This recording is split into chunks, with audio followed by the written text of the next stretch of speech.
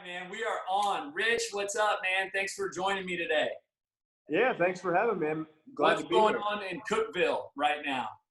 Oh man, we're now, I guess we're stuck in this weird, I guess it's off season for us technically. I'm just trying to have some fun working out. It's hard though because we got Haley here. She's training for the games. We're not training for anything. So we're still trying to push her, I guess. But when I get into the middle of a workout, I'm like, man, I got a whole year to kind of get ready.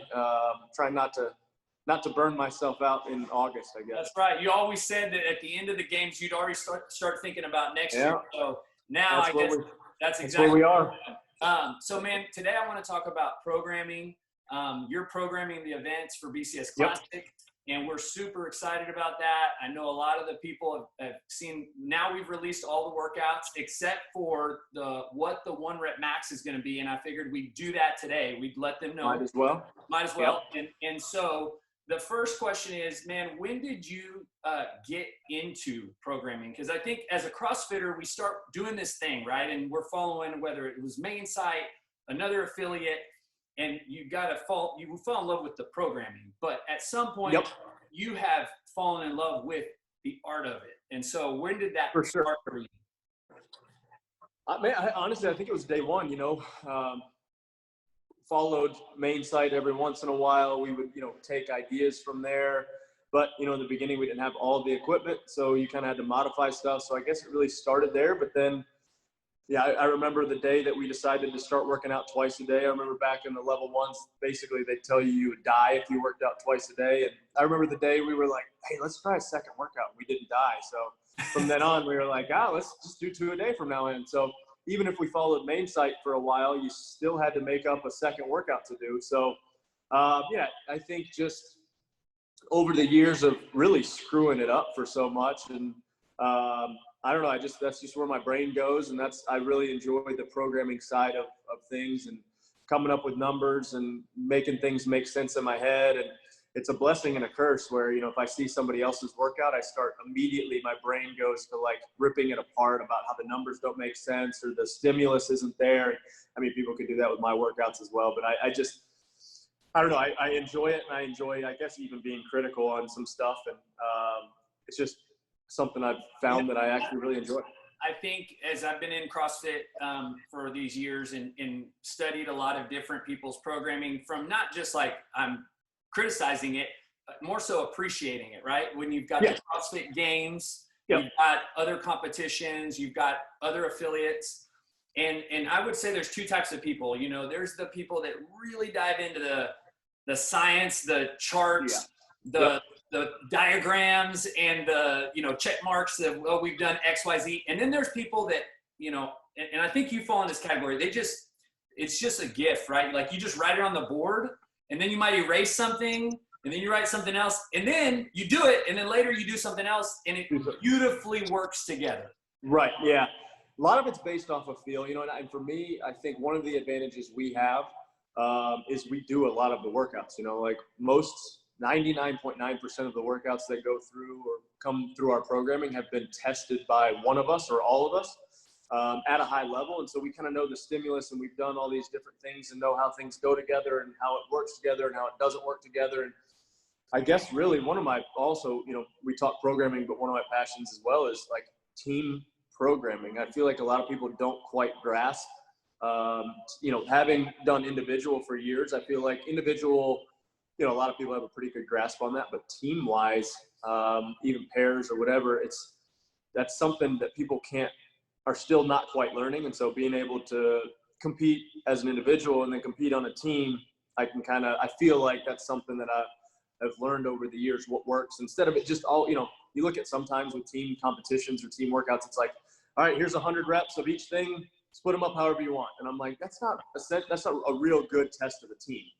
Yeah. And so I don't know. We just, when you program for a competition, and we'll dive into the ones for this competition, but when take last year's Mayhem Classic, you're trying to find the fittest individual. What was your process for that? Like, how did Rich process the events? Honestly, it was looking, anytime we came up or did a training session where I was like, man, that's a good workout. You kind of know, like, you know a difference between a training session workout and a competition workout.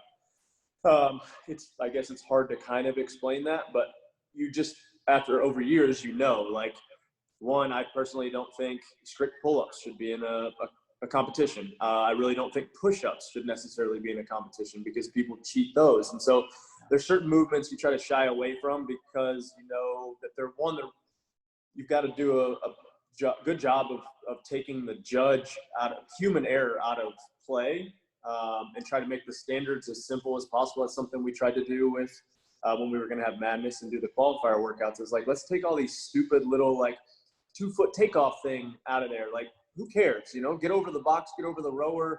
If somebody's faster stepping over, step over. It's like, and we, as the games and as CrossFit's kind of evolved, I think the games has done a good job of that. So that's just something I look at as far as like standards immediately. But then, just like I said, looking at workouts, doing a workout, I'm like, man, it's a pretty good test. I'd like to see somebody else do that, see if they could beat that. And then, you know, having options, I guess, with different movements, different time domains, and making sure we're kind of, you know, you go to a level 1 and you see what CrossFit's definition of fitness is. We try to test somebody in all different areas, you know, the different metabolic pathways, and then the 10 general physical skills. I think you take those two definitions of fitness and combine them into one. I think you're well on your way to finding a really fit individual. As this sport evolves, right, over the next decade and beyond, you're going to have a lot of people coming into the programming space, and there are already, but you know, we've seen it really in the last 5 years, even with affiliate programming. But as competitions grow, and you're going to now, personally, I don't think very many people can say that they have competed at the highest level as many times as you have, right? So, so the reason I want to ask this question is because how much of that, like you're being a CrossFit Games athlete individually for 4 years, being a team athlete for 5, not just at like an in-house competition. I'm talking the highest level from you, like you said, judges, human error. Was that fun? You know? Exactly. How did that feel? There's all those things that play in because it's like you want the athletes to have fun, but not every workout can be fun. You know, there has to be some workouts that are like, I hate gut check or grunt type workouts, but there is a need for that. But definitely a need for high skill stuff as well to test that. You also want the fans to be enjoying what they're watching, because really without them, you don't have a show. So there's a lot that goes into it. You kind of look at, all right, how can we, you know, and I think the Games has done a great job. I keep coming back to that, of like telling a story. You know, as an athlete at times, you're kind of frustrated when they make you break it up at certain places because there's no, you know, if you had a rep scheme in your head that you thought, all right, I can beat somebody here, but we have to break it into 3s. That's super frustrating, but I see the point of it. Like at some point, there's a balance between the athlete and the event coordinator and the spectators. And then you got to look at space, and then you got to look at equipment, and then you got to, you know, there's so many different things, and the number of judges you're going to have, like, you know, especially on team stuff, you know, if you're going to have a bunch of different movements, you've got to like make sure that, you know, you don't need 6 different judges. Really 1 to 2 is probably your top, you know, your limit on that. But I enjoy it. You know, how much of your history at that level has influenced and helped you write programs? Oh, immensely. I mean, like I've been to some events that I was like, wow, I'll never do that event again, or wow, that was a really well done event. And even at the events that you're like, oh, that was crap, there's still something you can take away.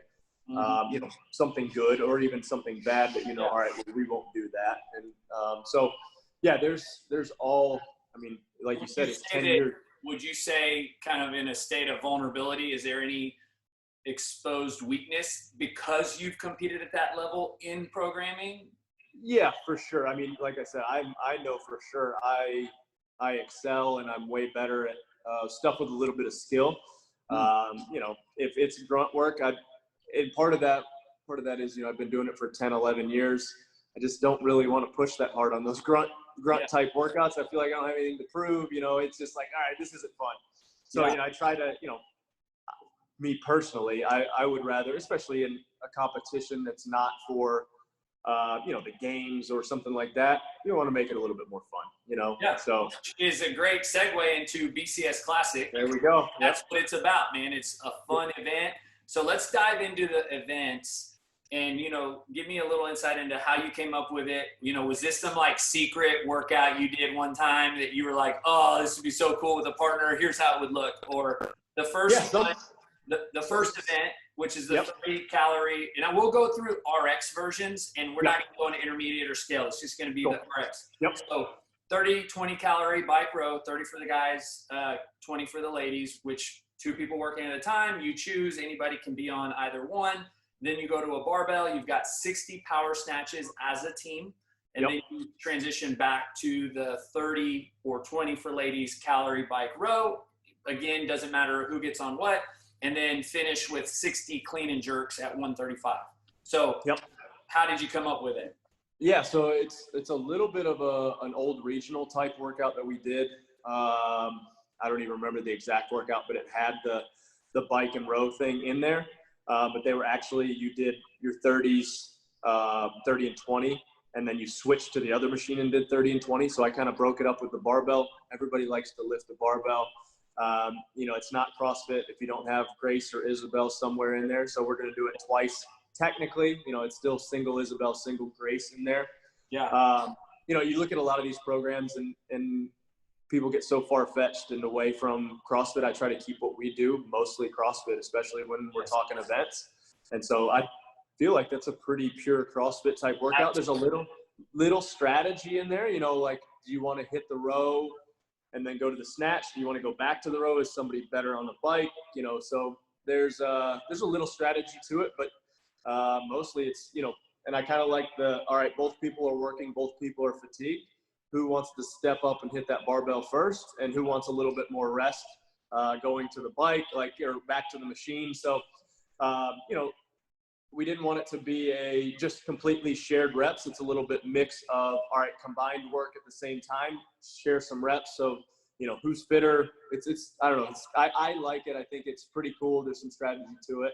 Yeah. But in the same way, it's a lot of fun too, I think. So how, and this will give people insight as they're preparing, and so many people have already done this workout because we released it a few weeks ago. How you don't know who your partner is yet, but how will you approach it? Like, how would you do it? Personally, the bike I feel like is a little bit slower. So whoever's better on the bike, I would have them go on the bike. And then as far as the snatch and clean and jerk go, I personally 5s. If you can do some touch and go sets, maybe a set of 3 and then 2 singles touch and go, or just 5 singles, fast singles versus 1-to-1 back and forth. I feel like you get a little bit more of a rest, or even 3s. But doing singles back and forth might punish you a little bit more. Time-wise? But if you feel like getting back on the machine, you're going to be more fresh just doing singles back and forth. That might be better for you. But 5 at 135 or whatever, it's not. In your mind, how much is the difference between somebody, whether they do 3 or 5s, dropping every time or actually holding on to it? It really, honestly, there's not that much time lost as long as, I'm not really sure how the plates and the floor is going to be, but that's going to play into it. But if you can do fast singles, it really is not going to tax. It's going to tax you way less, and it might be a few seconds slower over the full 60 reps. Like I said, even if you want to go 3 and 2 or something like that, we've done that before in certain workouts, but it's just managing that fatigue, that grip. Somebody's going to have to go back to that rower. And then back to the clean and jerk. And then there's a 1-rep max after that. So would you switch who does that, or is it up to kind of depends. And you're going to kind of talk in the middle of it and say, hey, you're going to have a plan going into it. Everybody's going to have a plan. You should have some type of plan. Hey, here's what we're going to do. But if somebody's like, man, my arms are blown up, somebody has to be willing to step up and take the extra load if they need to. So it's really just being smart. Your arms will get a little bit more taxed doing the row, I feel like. However, the row might be a little bit faster. So you're playing, 6 one way, half dozen the other. So And is there a pacing strategy, or is it just like, let's go, let's get this annoying 30 calories out of the way? The first 30 is there's you're going to not want to blow actually both of them. You're not going to blow yourself out because you got to pick a barbell up. So yeah, I think it's being smart. Nothing too crazy. For me, I'm thinking maybe around a 1,500 if I was on the rower first, and then somewhere around 400 to 500 if I'm on the assault bike or echo bike. Echo bike. So if it's echo bike, you're going to be around 400. So yeah. Okay, so now we transition after that workout. The way we're doing it is a 20-minute time cap, but in that you find your 1 rep max. So basically, if you finish in 12 minutes, you got 8 minutes. Plenty of time. Have a seat. If you finish in 18 minutes, then you're probably, pretty quickly getting some weight on the bar. So how do you approach the 1 rep? Right. And tell them what it is. Yeah, really depends on, hey, the good news is you're good and warmed up. You've been on a barbell. Your legs are nice and full of lactic acid. You're good to go. So you're not going to need a ton of warm-up sets if you don't have much time. If you have plenty of time, say you finish that workout in 12 minutes, you should have plenty of time to hit a 1 rep max. So, don't rush it. However, if you don't have much time, you might have to rush it a little bit. You're already warmed up, so might as well go for something. So for you, and I don't think they heard you say what the actual lift is. Maybe we got paused out, but I'll let you tell them what their lift is going to be. Yeah, so it's a 1 rep max snatch. I figured we're already good and warmed up doing some Olympic lifting. Why not do the lift that everybody loves to see and everybody loves to do? Now, here's a question. If you've been power snatching and power cleaning, do you transition to a squat or do you just power? What's your suggestion or thought? I personally can lift way more weight squat snatching. So, I might hit 135 or whatever just to get the legs loosened up and then go for it. So, you should be pretty good from there. Yeah. And how do you jump up in weight? I mean, let's say you got 5 minutes, that's probably where most people they'll have, 4 to 6 minutes. Me personally, probably 135, 155, 185, 205, 225, and then smaller maybe jumps from there for me personally. Yeah. I haven't lifted a ton lately. I've had a back issue that I've been dealing with still, back again. Oh. And so we'll see. But, 225, under fatigue, depending on how much time you have. It'll be fun. It'll be cool to see. Yeah, it'll be awesome. Okay, so that's basically event 1 and 2 are stacked. And then event 3 starts with a 400-meter run. Yep. As a pair, 200 wall balls, 20 rope climbs. You got to be done with both things and then finish with a 400-meter run. Yeah, I'm actually super excited to see this one. This one we've not tested. I just thought it was a cool idea that, you run together, one person picks where they want to go. Really, I think it's based off of, what kind of sets you feel like doing on the wall ball, maybe 40s or 50s, while somebody just does max rope climbs. I really don't know which one will be done faster. Yeah. It'll be kind of cool to see. I've done 20 rope climbs for time and I've done 200 wall balls for time. So it'll be close. What do you think will hurt the most? Wall balls are just terrible. However, if you're using your legs on the wall ball, legged rope climbs can really gas you as well. So this one, I'm really excited to see, and actually really excited to do. Just because I want to see it. I want to see which one. You're almost racing your partner. You're racing your partner, but you're racing everybody else. What would be your suggestion, tip? How are you going to approach it? You mentioned 40, 50. And then hey, get as many as you can. Yeah, now I'm thinking maybe like 25s might be the smarter option there. 25s on the wall balls and just have the person rope climb, get as many rope climbs as they can. It's going to be based on, I feel like maybe the rope climbs, depending on, people's endurance on rope climbs. We do a ton around here. So, if it was myself and Tasia or somebody like that, we might actually finish the rope climbs first. So I don't know. I want to see this one. I want to do this one. I'm looking forward to it. I think it's not to toot my own horn. I think it's a pretty cool event. That last run after wall balls, is going to be it's going to be dirty. Yeah, you're not going to be able to breathe. Your legs are going to be shot. I do kind of wish there was a way to tell the fans where everybody was. That's going to be the hard part. Kind of telling that story because you want people to be able to know what's going on. But I think it'll still be cool. Yeah. Awesome, man. So we've got event 4, which is the just you know, nobody, I don't think anybody loves burpee box jump overs. Nope. We've got 15 synchro burpee box jump overs, 90 double unders at the same time, 15 synchro burpee box jump overs, 60 synchro toe to bar, back to the burpee box jump overs for 15, 90 double unders, finishing with 15 burpee box jump overs. So kind of how did you come up with that? Yeah, it's kind of a little bit based on what we did last year with you guys. I just remember how awful those burpee box jump overs. They're just not fun. The double unders there to just gas you a little bit, fry the calves, and then we want to do some grip with the toes to bar. And then this one's just a gut check. It's not this is not a fun workout really. This is kind of there is a little bit of skill and a little bit of grip endurance with the toes to bar, but I think it's. This one's just going to have to hurt a little bit and want to go to that dark place, which I think is fun. What's your approach? How would you attack this workout? Smooth on the burpee box jump overs, and then the double unders, try not to break them up. And then toes to bar, depending on how you feel and how your toes to bar are, obviously depending on who's the weaker person on the toes to bar, don't let them go to failure. Yeah. Manage rest, because you're going to have to go back.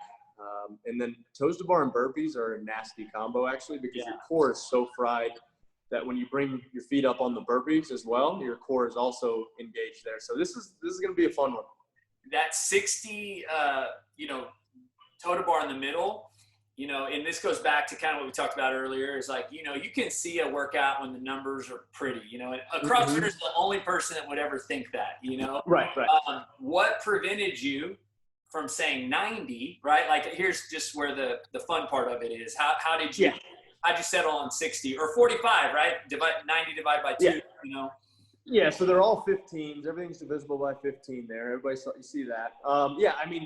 I know for us, 90, if I was to do if this was a games or a team games workout, 90 is probably the right number there. But I don't want people standing there staring at the bar. We want to be able to showcase, hey, I can do some toes to bar while fatigued, but I don't want people just standing there for a long time. So I thought 90 was a little bit of a reach. 60 might be a little bit on the light side. I guess we could have thrown a 75 in there if we wanted to, but looking at numbers. Yeah, I like it, man. Okay, so that's the events. Let's transition to the fundraiser piece to this. Yep. Right? Last year, that was just from your side, right, of coming down here, not knowing who you're competing with, working out with John Devlin, and the amazing amount of fundraising that was done for that. How was that for you? Oh, it was great. Super rewarding. John's a really cool dude. He's got a really cool story, and then raised a ton of money for Ronald McDonald House, and just to see how fired up he was, and he was all business, ready to compete, and he's been training for it. So I'm really looking forward to that piece of it. I'm a competitor, and that's what I want to do, and so having him down there, and he was just, like I said, he was business, man. We were talking strategy before the workouts, and I'm like, all right, I thought I was just coming down here to just, have some fun. And, it was great. It was a great time. So I'm really looking forward to doing that again. I think there was a piece on that video, and it was either he told me this in person or in the video, but basically he's holding on to the bar for toe to bar. And gone. And it was like people weren't cheering on for you to do it. They were cheering on him to hold on. To hang on. Yeah. It was like he was there 1 second and gone the next. And then he apologized. I was like, dude, you literally went to failure. It was amazing. That was one of the coolest things ever to see. He was going to hang on with all he had, and he did. And then it wasn't like, oh, he fell down, like hands gave out, fell to his feet. He was gone. Yeah. And so it was awesome. Well, man, awesome. That fired me up. So I'm excited to kind of see who you end up with this year, and just really, the fundraising piece is really a big. My family was touched by Ronald McDonald House Charities. I shared with you my son, who's now 18 months when he was born, and so it's a great organization.